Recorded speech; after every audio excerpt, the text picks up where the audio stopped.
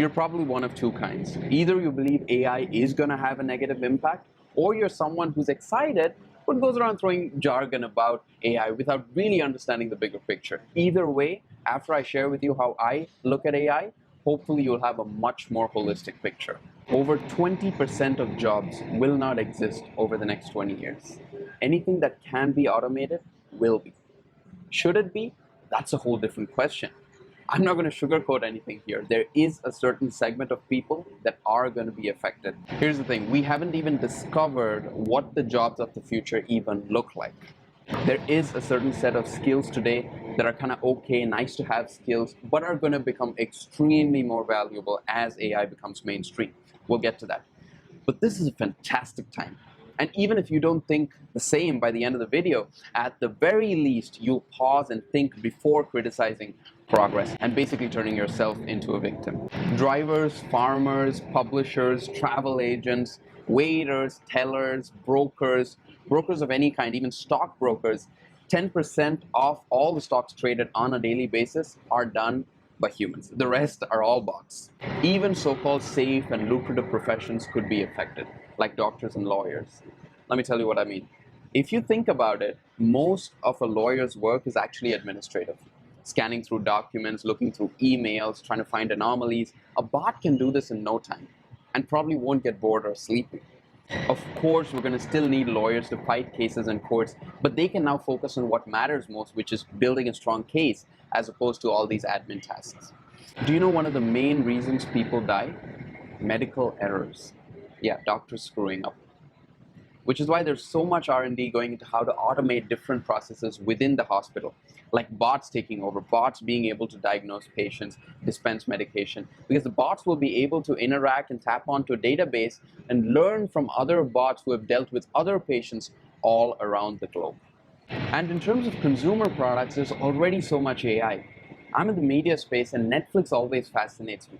Netflix's recommendation engine is valued at over $1 billion, just the recommendation engine. Can you imagine if there were actual people housed in an office deciding in real time what movies and shows to present to you on a Friday evening? Netflix is what it is today because they scaled using technology. I've been interacting with a few startups and it's really interesting to see how AI is being applied in different spaces and how that's actually going to free us to do more meaningful work. See, most of us have a certain image in mind of how technology will dominate the world. We see these different Hollywood films which tend to distort and exaggerate things, as if robots' only intention is to just get rid of us. I've spoken before about how movies generally mess with how we perceive business and marketing. With this sort of an image, even policymakers are coming in with policies that are supposed to protect people, mainly minimum wage and UBI, Universal Basic Income. Let me explain. Minimum wage is the lowest you would have to pay as a company to employ a worker, generally hard labor workers. Now, these regulations were designed to stop companies, corporations like Amazon, from exploiting all their workers in the warehouse, for instance. But here's the thing. These workers work for small businesses as well as corporations, both of these. So with such a regulations, only corporations benefit. What does that mean? Amazon doesn't mind paying that extra $2, $3, $5 an hour if minimum wage goes up. But a small business can't do that easily. Amazon can just raise their prices to make up for that. But a small business would pretty much go out of business the next day if their prices went up too much. Okay, what's UBI? Universal Basic Income is basically a payment, a guaranteed payment that you'd receive while you look for jobs. Now, this hasn't really become mainstream yet, but a bunch of business leaders, politicians, and economists, they're already debating about having such a policy in place. We'll have to see how this pans out. There was a time politicians were the main ones that get all the attention, whether it's newspapers, magazines, or TV news. But even today with social media, politicians are the ones getting the most attention. You gotta ask yourself, do you want to hear what you want to hear or what you have to hear? Politicians are never going to expose our habits. Something as mundane as driving. We spend 400 hours driving to and from work every year. Imagine if each one of us got a self-driving car. We have 400 hours that's now in our hands. We can waste that 400 hours gained watching Netflix or just swiping through our feed, or you can choose to interact with more people, get more fit, get out there, learn something, do an online course. It all comes down to discipline. How are we using our time wisely? Procrastination. We all face procrastination. There is something that we all must be doing right now, but we're just pushing it aside. Okay, so what are the skills that are going to become much more valuable as AI kicks in and becomes mainstream? Of course, anything related to data science, data analytics, or even quantum computing. But these are all full roles. What about skills that are going to become valuable? The most valuable skills are going to be the ones that are human only. I made a short video recently, I think it's only for Instagram, where I talk about how information itself is not valuable. It's right on Google. That smart friend, that smart cousin, that uncle you had, that you'd ask all your questions to, now you have Alexa and Google. For a long time, we've been thinking memory is intelligence, but it's just one layer. What's going to become much more valuable is creativity, negotiation, questioning, emotions, intuition, imagination. Anything that cannot be automated or digitized will become much more valuable. Also, technology itself is morally neutral. Let me tell you what I mean. AI's solution to end hunger would be to have far less people on the planet.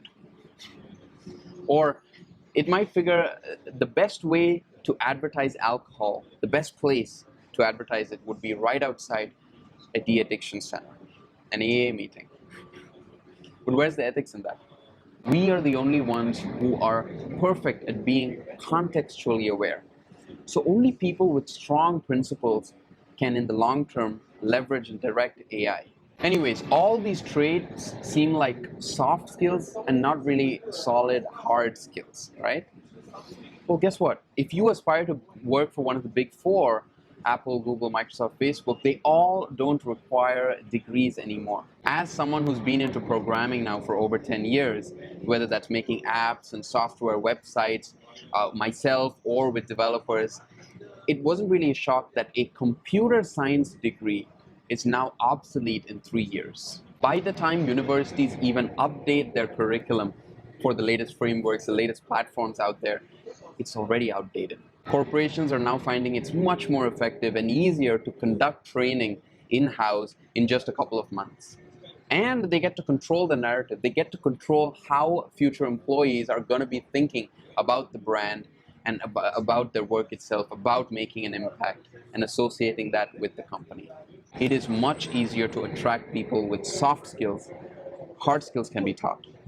Machines are about productivity, while we people, we're about creativity, we're about individualism. If you want to stay ahead in whatever industry, whatever space you're part of, the most important skill for you is going to be this: learning. Not just learning, unlearning, and relearning. Constantly improving yourself. At this point, you're still a little scared. You still feel that your safe, secure job could just become redundant someday. Fair enough. Let me just remind you though, the standard of living that you're living right now, if you're even watching this video, is probably in the top 10 to 1%, purely statistically speaking. I might probably be right now in the most high-tech city in the world. But let me just share with you an experience real quick. I spent over a year in this really remote place, surrounded by villages. It was like a forest.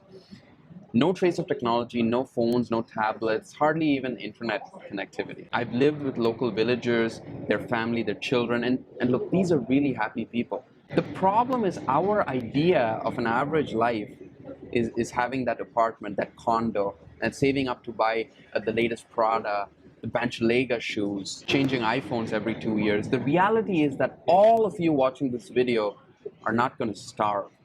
There is enough on this planet if you just want to survive. If that's what you want. If you want the latest in fashion, the latest phones, the latest cars, and you aspire to all these things, that's great. Then improve yourself, keep improving yourself to a point where you're offering that much value in the marketplace. See, being fearful of the future is nothing new. We've been doing this forever.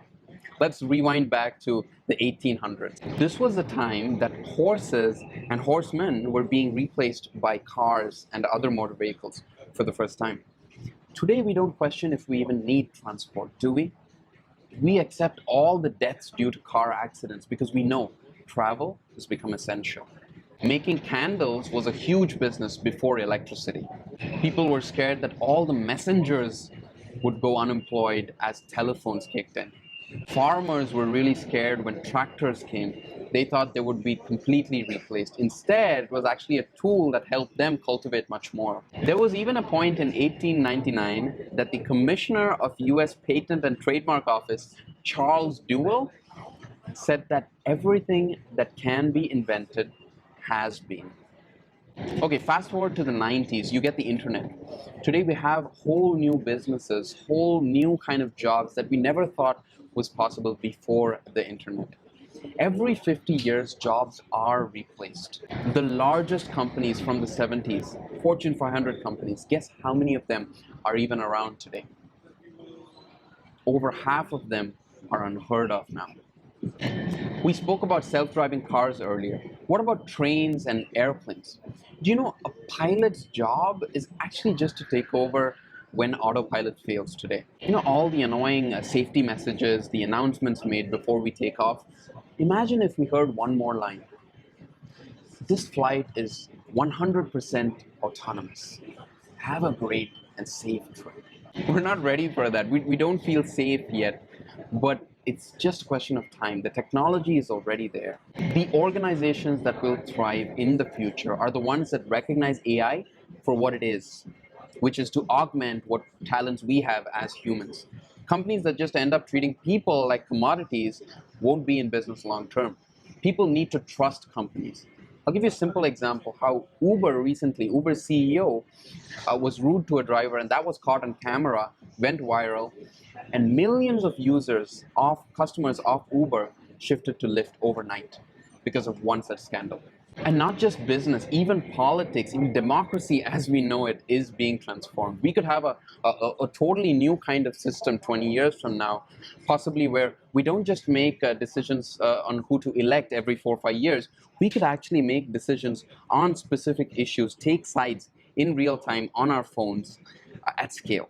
I think you can sense by now, I am super fascinated for what's coming in terms of AI. Not just in my space, but really across sectors. And there was a time that I used to be super geeky about the whole tech side of things. But right now, what fascinates me the most is how this is going to transform what we are capable of as humans. And obviously, this is not the last video you're seeing on AI. There's a lot of discussion to be had, especially online. A lot of people are going to be debating this. But just keep in mind, every new era has brought with it more communication, more effective communication. And today we have social media, we have the internet, and people generally tend to be either super hyped up about something, super excited, or extremely frightened. I suggest just taking a step back and making sense of issues for yourself, do a little research if you need to, and then come up with what you think about a certain issue. So we covered not just how AI is going to impact a bunch of different sectors, but how governance is going to kick in and what are the most valuable skills that we're going to need to have 10 years from now, and even how we as a society view innovation. Basically, we tend to romance the past and criticize the current. This is the first time I'm asking for something in a video, but I really believe this is such an important message. I want more people to be aware of it. I'd really appreciate if you shared this video with someone who needs to hear it.